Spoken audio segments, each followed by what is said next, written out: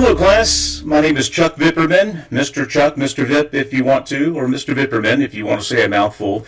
I'll be your government instructor for the fall and winter semester. And the title of the book that we're following is called Exploring Government. I'll give you a decent little shot of that right there. Basically what we're going to do, especially in this first unit that we'll be talking about to cover our first week here, is look at what government is, and to explore where it came from. Where did the idea for government come from? And what does the Bible tell us about the formation of government and about our role in a nation state as Christians and as citizens of that nation state? Despite all the different types of government we have today, and we'll be discussing that as we go on, the idea of the institution of a government, setting up a government, has a clear beginning. Human government originated with our concept of God. It was His idea. He intended it to serve His purposes in the human realm. Now, the most famous Christian reference to government comes in the first century A.D., of course, from the Apostle Paul. In Romans 13, he gives a pretty extensive teaching to the earliest Christians. Now, remember, these were Christians who were predominantly Jewish, but a lot of non-Jews as well, and they formed this big mixing pot. Unfortunately for them, quite often they lived in a country that was very hostile to what they saw as a brand new kind of cultish religion. So there were government sanctions against Christianity, free expression of religious speech and whatnot. And Paul told them that it would be better for them as Christians to be good citizens, to not openly oppose the government, to give authority to that government. So basically, Paul is telling the first century Christians to be subservient to the government. Now, we might have a hard time with that today, based upon our views, the way we view government here in America. But Paul wanted the first century Christians to be obedient to government, mainly to be a good citizen and to show other non-Christians that the Christians were good folk. Now, the thing about government is it was set up with the clear understanding in the Bible that God was the center of it. And if a human government went against the Word of God wins. So God's primacy over the people, not the government, has been made obvious from the get-go. Now, as we know throughout history and throughout present day, government has not always mirrored the will of God, but it is pretty unambiguous from the beginning that the government is supposed to carry out the will of God, but be subservient to God. That's why it's up to us when the government begins drifting away from God's teaching. We need to pull it back. That is our job as citizens. You'll also remember Jesus' comments when he was brought before the tribunal, before his crucifixion. He said, "My kingdom is not of this world," in John 18:36. His primary interest, Jesus, was not material or political, it was spiritual. His goal was our souls. And even then, he points to government as just something that was. It wasn't something that was we were supposed to grant our number one fealty to. When he said, "Render unto Caesar that which is Caesar's," he's basically saying the same thing as Paul. Be a good citizen, pay your taxes on time, don't rock the boat unless you have to. There's no reason to do that unless, of course, that government begins running afoul of God. Then you are obligated as a Christian to buck it. A Christian can be faithful to God regardless of the form of government under which he lives. Now, here in the United States, present day in particular, it's very easy to be a Christian. There are no laws that prevent us from going to church, apart from the pandemic restrictions, which hopefully will be brief. You're not going to be put in jail for spouting Christianity. You're not going to be called before a local magistrate to defend Christianity. Think about the Christians today who are living in oppressive governments. Whatever the political situation might be, God is in charge, and He does hear our hearts. We have it easy in the United States because, again, we have a government that allows us to be Christians without question. If you live today in China, You have to be a fully committed Christian to following the ways of Christ, because the government and really society is stacked up against you. So every so often, pat yourselves on the back that we live here in the good old US of A, because in comparison to other governments and other countries, we have it pretty good. Generally speaking, then, the Bible says that Christians must obey the government, but there is, of course, that one exception we mentioned, in which the government authority commands believers to do something that's in direct violation of what God intends. In such a situation, Peter, in the New Testament, told the apostles, quote, "We must obey God rather than men." Pretty unambiguous, pretty clear there. God number one, man number two. Never forget it. Now, if God is the author of government, he is also the author of republics. Now, again, we think of government sometimes as mid-level functionaries. In biblical times, government usually meant kings, monarchies. A king decides this is the way it's going to be, and that's the way it was. Modern-day government, thankfully, is not like that anymore. It's, in most cases, a series of representatives who go collectively to form a government, to make laws, and then an executive, which is close to the king, but not even remotely the same, works with them. Again, we'll get into depth more on America's government soon, but suffice to say that today's government is not a monarchy where one person makes all the rules. It's many, many people compromising, arguing, consenting, releasing, what have you.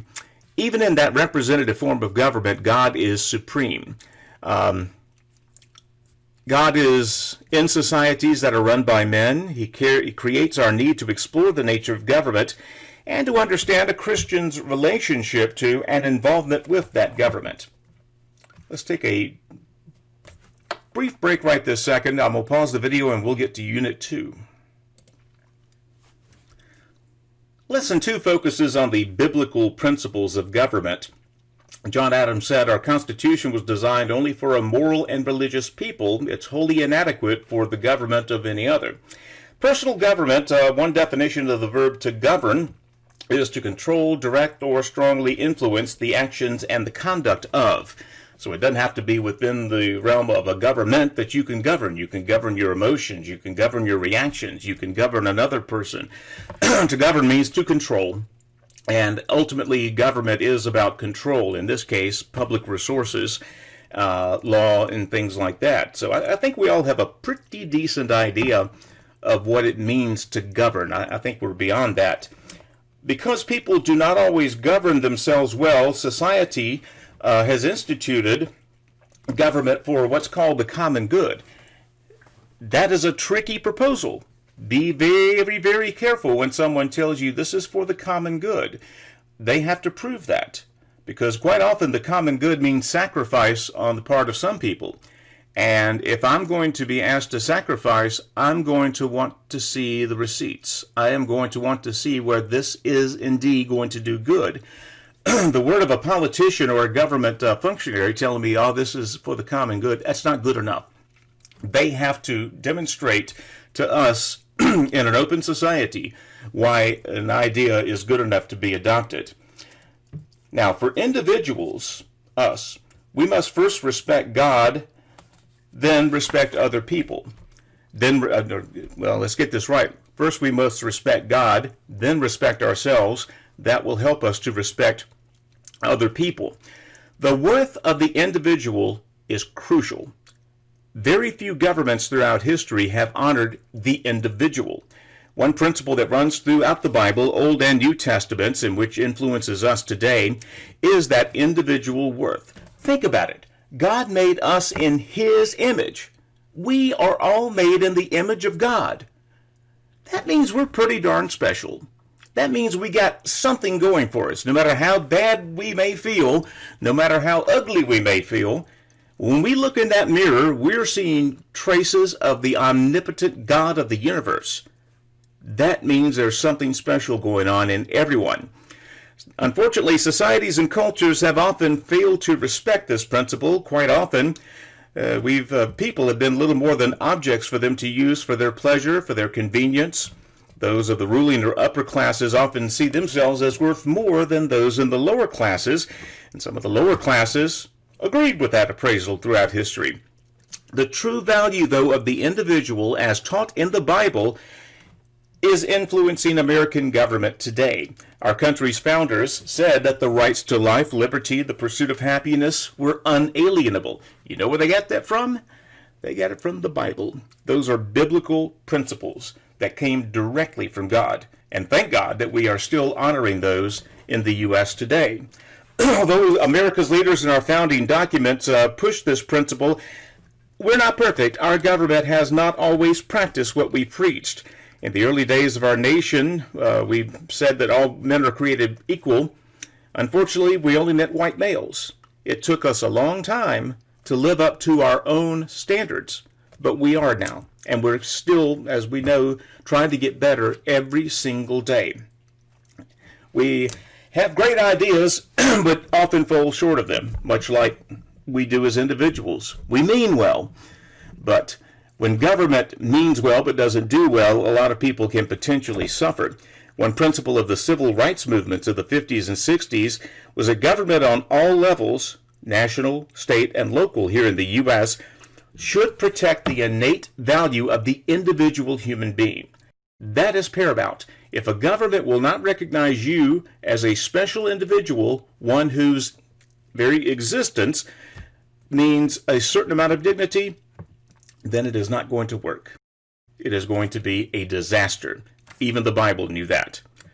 One of the purposes of government, according to the Bible, is, quite obviously, to do justice. Government should provide justice for all, especially for those who don't have the money or the social position to get their way. Isaiah says, "Cease to do evil, learn to do good, seek justice, reprove the ruthless, defend the orphan, plead for the widow." Sounds like something Jesus would have said a couple of centuries later. The primary focus is not on the well-to-do. They're doing okay. We're concerned about the orphan, the poor guy, the guy with the mental illness. That's where our focus is as Christians.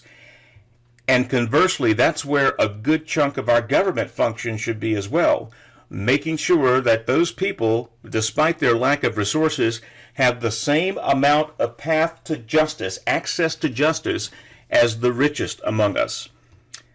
These passages teach us that justice is something that's above the whims and personal preferences of those in power. Remember, the people of Israel had rights that their government was obligated to protect.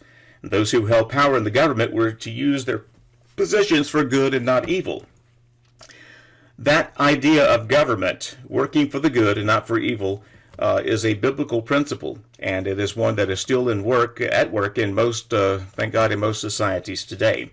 The limitations of a ruler. Yes, this is a part I like. I like it when rulers are told by their governing principles, or a constitution in our case, that you can't do that.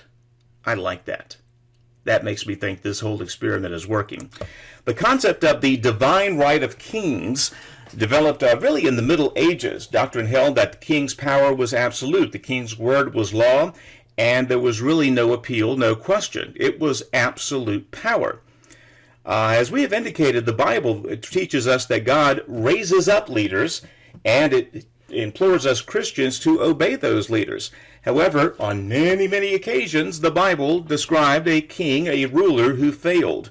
Saul, David, Solomon, Manasseh, and many other kings of Israel were not men of God after a while and did very ungodly things.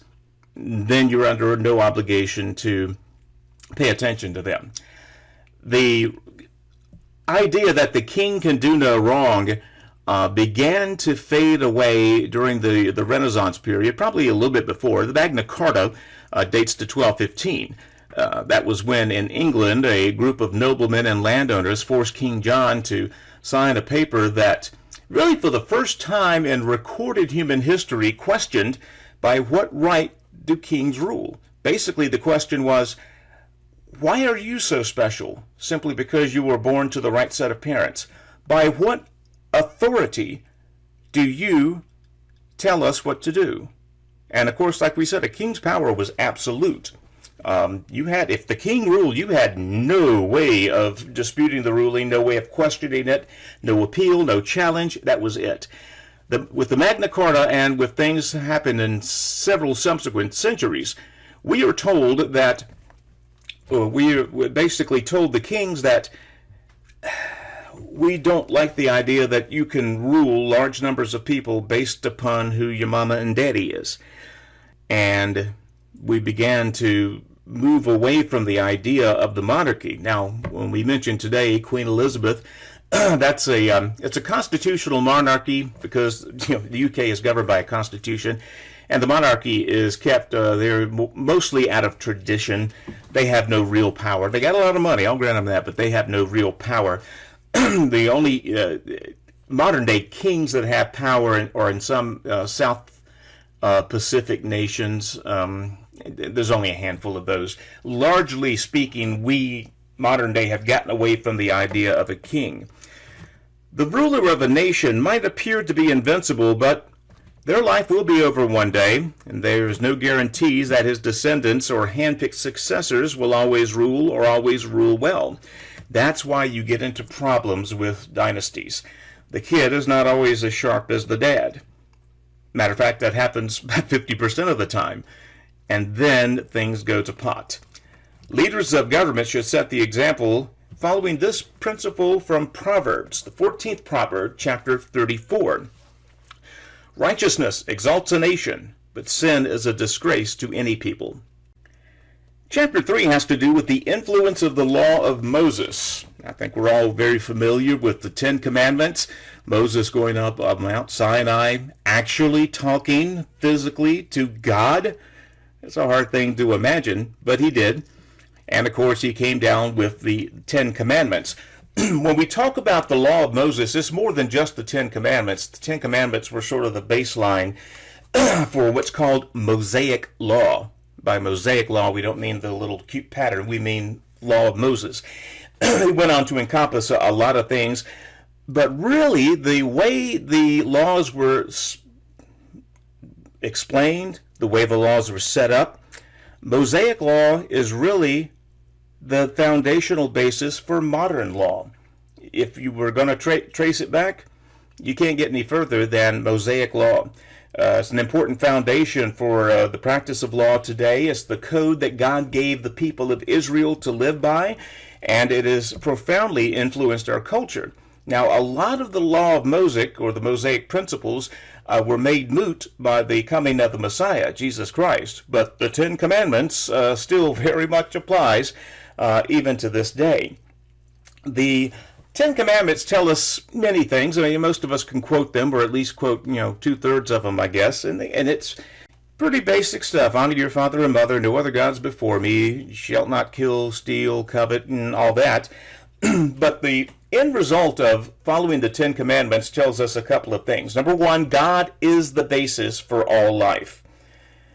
The Bible teaches us God created everything. Everything came from God. In the beginning was the Word, John says, and the Word was God. Everything comes from God. Governments, penny loafers, everything. The Ten Commandments also remind us that some things are holy. For instance, people should treat the name of God as holy, special, and set apart. In addition, God commanded the Israelites to keep the Sabbath day holy. The Ten Commandments, in this codification, reminds us that there are some things that we are to consider special and to set it apart if we're going to be people of God. And God extended the identity of holiness to people. Now, this is an important thing. This is where God takes it an extra step for us and why it is such an awesome responsibility to follow God. Humans, whom God made in His image, remember that, are a special part of creation.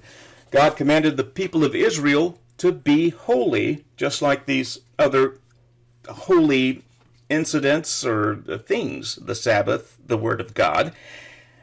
And if you live your lives holy, God will consider you to be holy. The distinctive worth of individuals, again, is emphasized.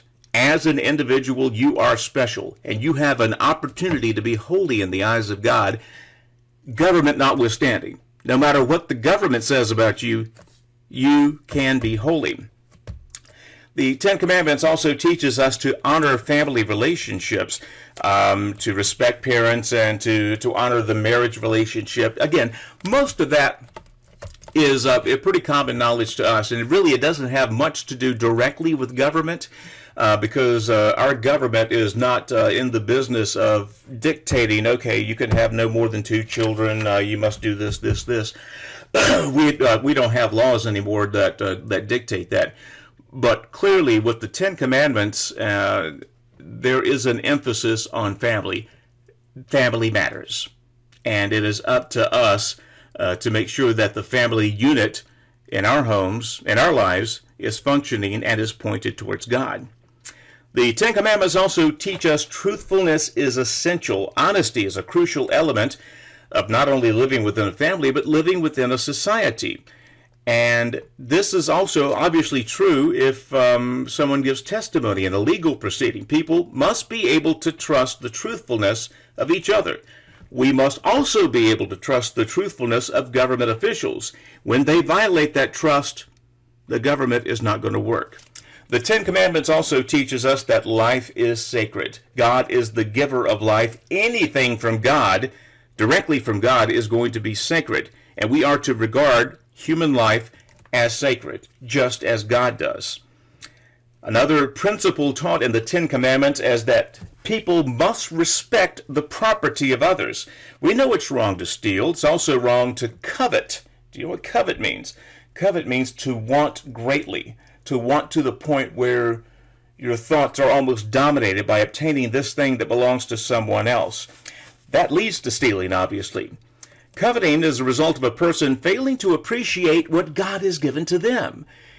If you look at somebody's possessions with envy and think, man, I would love to have that rather than them, look back and see what God has given you already, and you will be pleasantly surprised. The provision in Deuteronomy against moving boundary stones is one example of this, where people, again, mark their property with stones, and some of the not so honorable people would move the stones a little more so they would gain a little bit more property. Mosaic law strictly forbade Jewish people from doing that. The protection of private property is essential for a free and productive society. Let me repeat that.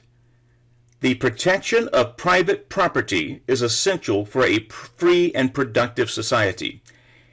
If a government is not going to protect private property, then it is useless. Government must respect private property. Without this, a farmer would have no incentive to work his fields if he knew that the government was simply going to take everything he grew. A businessman would not want to invest in a factory or whatever, knowing that the government was going to take whatever he produced. An inventor would not go through the trouble of trying to invent if he was not going to get at least some of the economic perks from inventing something that people want. Imagine a situation where the government does not honor the truths of the Ten Commandments. Try to imagine that. Instead, the society exalts violations. People reject and ridicule God. People have low opinions of their neighbors. People see life as cheap and unimportant. Lies and deception are the rule. The result of a society would be absolute chaos. To this day, the Ten Commandments serves as the moral foundation to the very idea of law within a government. It goes back no further than the Ten Commandments, and even today, thousands and thousands of years later, the Ten Commandments is the moral basis for modern day law. There are some other aspects of Mosaic law, again, beyond the Ten Commandments, that we need to at least consider. The law of Moses told the Jewish people, again, to do other things, like to apply justice fairly, regardless of how rich the other person was. No bribes, no perversion of justice. God concluded that trials where disputes are settled must be fair. A conviction requires testimony of more than one witness. That's another foundation that we still, again, hold to today. It's a good idea. It is essential. The idea of you being able to face your accusers is absolutely crucial. If not, anyone could say something about you, and there's no way you can dispute it if you don't know what they're saying and you don't see them say it. That's why we require testimony in court proceedings. It is, you have a right to defend yourself, and you have a right, a moral right, a biblical right, to confront your accuser. By contrast, the main feature of contemporary American justice is the handing out of prison terms of those of convicted of crimes. Prison systems obviously sometimes offer very little in the way of actual rehabilitation. If someone is going to serve life in prison for a murder, then he's not going to get out anyway, so what's the point in rehabilitating? Mosaic law focused less on the punishment and more on determining innocence or guilt. And that's the principle we use today still. We put a lot of work into determining innocence or guilt. As a result, there are going to be a few guilty people that get away sometimes. That's a small price to pay. I'd rather 10 guilty ones go free than one innocent one be jailed. What a horrible existence that would be. Our fourth lesson for this week, there's one more after this, so hold tight, is what the Bible tells us about the concept of leadership. Now again, government is the control of resources. In the process of controlling those resources, you are going to be a leader, whether you want to be or not. Those who hold positions of leadership, of course, carry with them a great responsibility. Because in a nation of 330 million people, because we have to put so much trust in leaders, think about this. How many of you have read every page of the U.S. budget? How many of you have read every page of every law that has cleared Congress over the past 200 plus years? You haven't. No one has. You could start reading today and not finish that up for 100 years.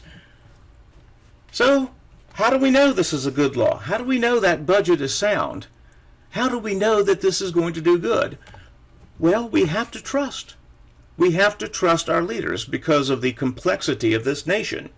There's no way you can read it all for yourself and make an independent determination. Because we place such trust in leaders, it is imperative that those leaders be trustworthy. The character of a leader matters. The Bible tells us a leader should be of godly character. After God brought the children of Israel out of Egypt, before he gave them the law, Moses' father-in-law suggested a system by which people other than Moses could settle some of the disputes amongst the Israelites. They would relieve Moses, of course, of some of the burdens of leadership and allow him to concentrate on being the people's representative before God. Moses got to choose judges who were, quote, able men who fear God, men of truth, those who hate dishonest gain. These characters absolutely essential because they are going to be dispensing justice. If someone has a dispute with you and both of you go before a judge and you think you're right, you are praying that that judge is a good person. Male or female, doesn't matter. You are praying that they are a good person. If they're a bad person, anything can happen. And it's probably not going to be good. In this incident, earlier we talked about Moses appointing judges early on. God, in doing this, set the pattern for leadership that honors him. God's main qualification for a leader is not intelligence, his eloquence, his appearance, but character. That is the number one qualification for a leader. And again, someone who is in a position of government, a high position, is going to be, by definition, a leader. The number one characteristic for a leader is character. That is what we need. They must possess, according to the Bible, a godly character. The book of Proverbs tells us an awful lot about leaders. And again, it focuses mainly on character. Yes, we expect our leaders to be tall, handsome, good-looking, charismatic, able to speak so eloquently, the square jaw and everything. It's not the most important thing. The most important thing is character. Can we trust this leader? Because again, we have to trust our leaders in a country this big and complicated. Can we trust them? They could have the greatest speaking voice, the most eloquent use of words, look like they came out of a medieval painting of handsomeness or beauty in the case of a woman. They got to have character. or they are going to be a bad, bad leader. The leadership that we experience in the church also has some ties to government. I'm not going to get much into this, except that Jesus taught his disciples that the world's model of leadership is not going to work in the church. Basically, don't try to run your church like we operate government. And certainly Jesus made clear to his followers that what's important here on earth now is not going to be important in the kingdom of heaven. The last shall be first, the first shall be last in the kingdom of heaven. So Jesus, while not expanding on the idea of government, does specify that the governance of a church is not to resemble the government we set up for all the public resources. That is important. The characteristics of spiritual leadership, again, to recap, are traits that all Christians should try to possess. Every Christian should possess them, but a leader absolutely has to possess them. If leaders do not have these traits, negative consequences will follow for everyone. Our final lesson this week will explore a little more deeply government within the Bible. Now, we talked about Moses, and the first reference to a community actually in the Bible is when Cain went to a city after he was born, of course, to Adam and Eve. Archaeological evidence suggests that when the Lord called Abraham, to leave his country, Egypt and Chaldea as nations were already fairly complex, so we had a civilization working there. There were pharaohs that were ruling in Egypt. So very early in human history, the pattern of government, again, as we mentioned earlier, was that mainly of the king, a monarch. It's certainly the easiest government to set up. You just say, hey, that's the king right there, and the king makes all the laws, and everyone either abides by them or don't. But again, in terms of setting it up, the monarchy is certainly the easiest. God did not want that for the Israelites. Again, think about all of the restrictions that God put on his people. Some of them, obvious, the Ten Commandments, we could all agree with those. But some of them were kind of silly. You can go through the book of Deuteronomy and see, you're not supposed to eat this, you're not supposed to boil goat's milk, mix these two certain fabrics. Again, to follow all of them is going to make the Israelites look a little silly. And oddly enough, that's kind of what God had in mind. Not necessarily to look silly, but to be, what's that phrase again? Set apart. Special.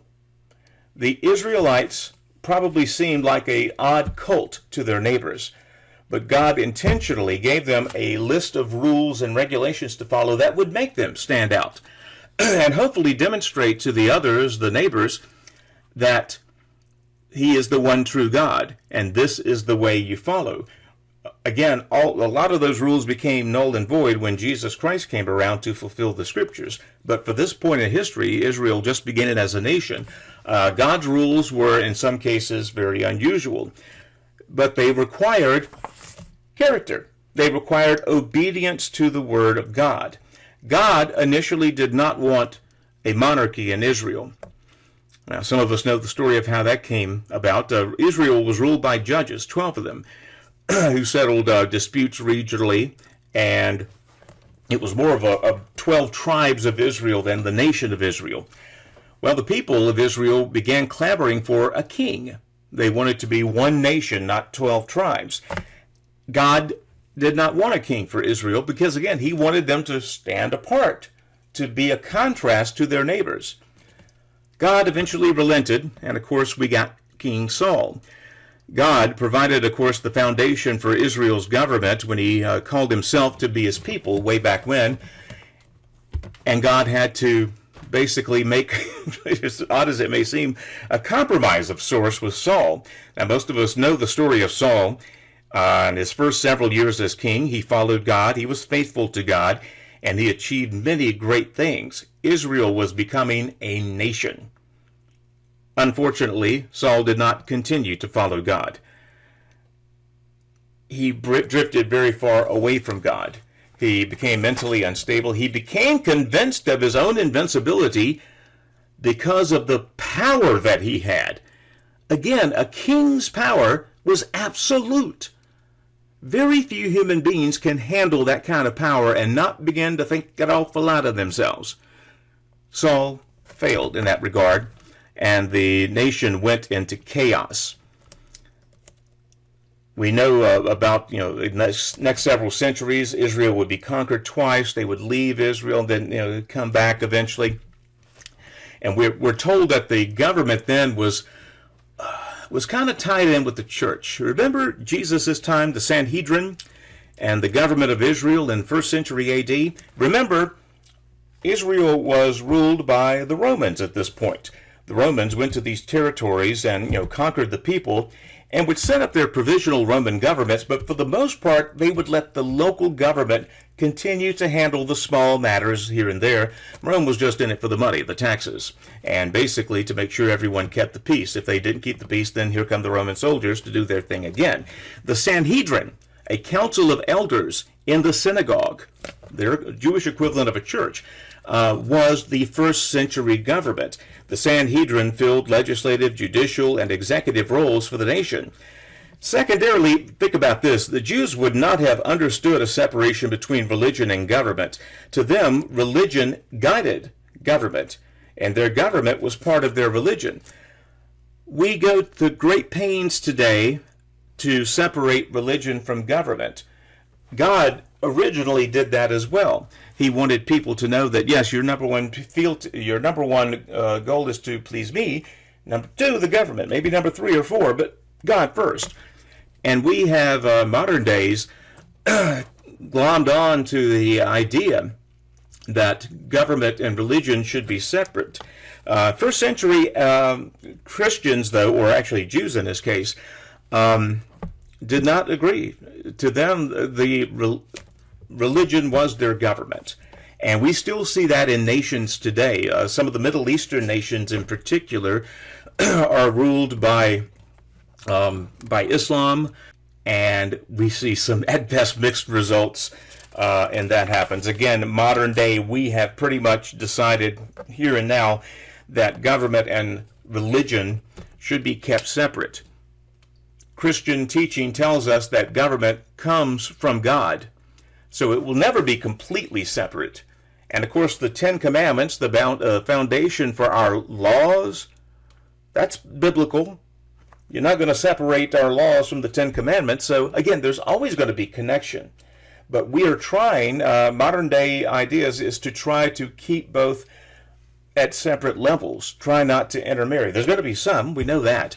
But in terms of trying to keep them at different levels, we really try to do that. The early church, of course, came into contact with government authorities right from the start. We talked about the Sanhedrin, of course. They convicted Jesus. For the first 400 years of Christianity, like we mentioned earlier, they were often at odds with whatever government they were living under. There was direct persecution. There was indirect persecution. So you could see how early Christians might have been very averse to the role of government, period. Governments, in their experience, did nothing but persecute, did nothing but take. So any idea of mixing government and religion to the first Christians, yeah, they were all for that because government wasn't doing good for them. We also learn in the Bible several instances of Christians, believers in God, but pre-Christians, serving in pagan governments. Joseph, of course, rose to be the number 2 guy to Pharaoh in Egypt long before Moses came there. The king of Babylon had Shadrach, Meshach, and Abednego serving the king's court. Of course, we know the story of Daniel interpreting dreams for Balthazar and Nebuchadnezzar. So there are many, many examples of godly people who were serving in pagan governments. Nehemiah was cupbearer to the king of Persia. The New Testament sometimes describes Roman centurions as men of faith, and there were some of those as well. Matthew 10:18, and you will even be brought before governors and kings for my sake as a testimony to them and to the Gentiles. Jesus told the first Christians that they were probably going to have an adversarial relationship with government. How far Christians had come, or pre-Christians, to be married to the law, to have religion and government like this, to those first century Christians who were going to be at odds with the government. Quite a good ways to come over the course of 1,000 years. Jesus told disciples beforehand that they were going to have to endure these hearings. They were going to have to just tough it up. And it would be centuries before Christianity was accepted within the Roman Empire and beyond as a legitimate religion. And of course, once it became the dominant religion, everything changed in terms of the relationship between religion and government. When religion's dominant, they lack government. When religion is not dominant, they're going to be at odds with government. I will see you guys on Monday. I hope you enjoyed this. I hope I did not bore you to tears.